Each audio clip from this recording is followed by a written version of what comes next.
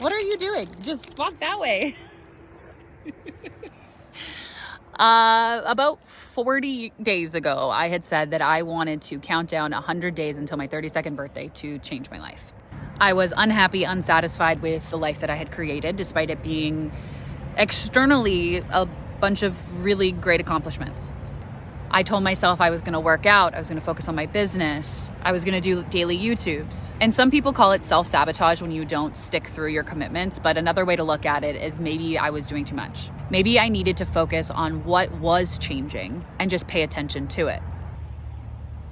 So when I started paying attention to what was changing, there was some really interesting things that I could notice. I was far more receptive to resources that weren't just financial. I was winning $5,000 worth of private mentorship, tickets to 2-day conferences, year memberships into different programs that would help my business.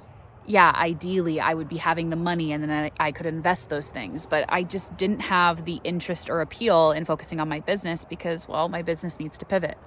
And I'm not entirely sure how or what that will look like. I just know that it needed to. I started noticing that there was more people in my life that were willing to help me in different ways. My neighbor offered to drive me to go see some vehicles. Friends were offering their moving boxes. I started feeling like I was giving or getting more support than I was giving, and it was confronting. But it's also a necessary part of our growth and evolution. Well, as if that was the only thing that was going to change. I'm currently on day 3 of driving semi across Canada from Montreal to Prince George, British Columbia. I'm headed back home. After 2 years of living in Quebec and loving it, the bureaucracy of the province started to become too difficult to manage. That, coupled with the changes in my business, coupled with my personal growth and evolution, my nervous system was going into a freeze state and I needed to go back where I could thaw. And so I'm traveling with this one all the way back and having as much fun as we possibly can, which means stopping at these little lakes along the highways and just taking some time to breathe in the nature. Some of us are drinking it up.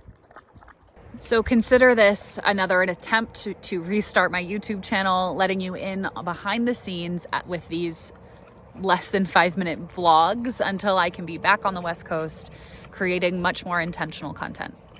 One thing that I know is that I'm still going to continue to be a coach, just the how and what I do with my clients might look a little different.